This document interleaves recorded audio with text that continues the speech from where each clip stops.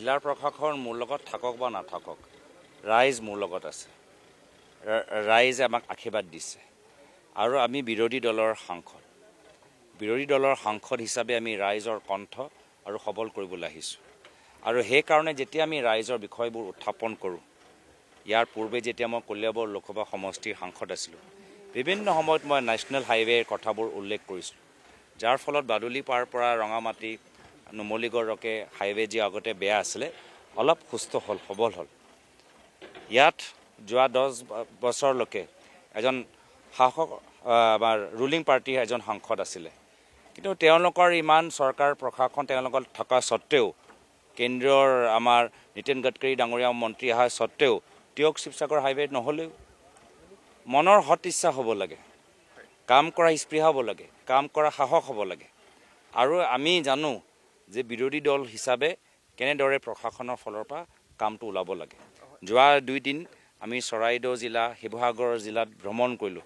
বিভিন্ন ঠাইত আমি দেখিলোঁ শিবিৰৰ ভিতৰত মানুহবোৰ যিদৰে মিঠাতেল বিভিন্ন সামগ্ৰী পাব লাগে তেওঁলোকে পোৱা নাই। আজি তাৰিখত মই খবৰ ল'লোঁ, য'ত আমি গৈছোঁ এতিয়া তেওঁলোকে পাবলৈ আৰম্ভ কৰিছে।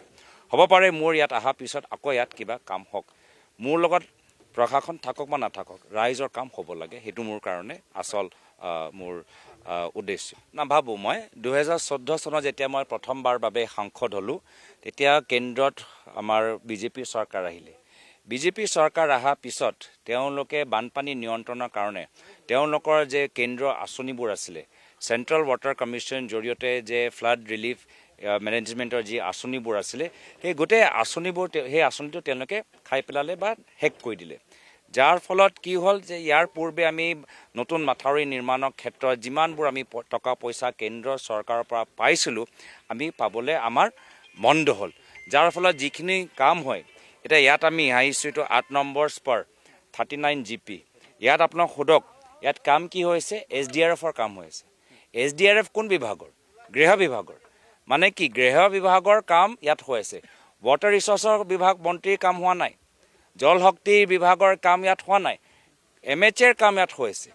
আগতে কি হৈছিলে? আগতে যেতিয়া 2014 চনৰ আগত প্ৰাক্তন আমাৰ প্ৰধানমন্ত্ৰী ডক্টৰ মনমোহন সিঙৰ চৰকাৰ আছিলে, তেতিয়া ৱাটাৰ ৰিচৰ্চ বিভাগৰো কাম হৈ থাকে, SDRFৰ কাম হৈ থাকে।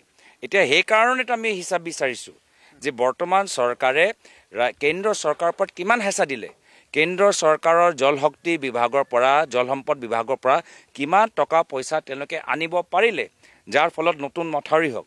ৰাজ্য চৰকাৰ হেমাহিৰ কাৰণে, কেন্দ্ৰ চৰকাৰ হেমাহিৰ কাৰণে বিৰোধী শাসক পক্ষৰ ইয়াত কথা নাই। ৰাজ্য চৰকাৰ বিফল হৈছে, কেন্দ্ৰ চৰকাৰ যিমান গুৰুত্ব দিব লাগে গুৰুত্ব দিয়া নাই।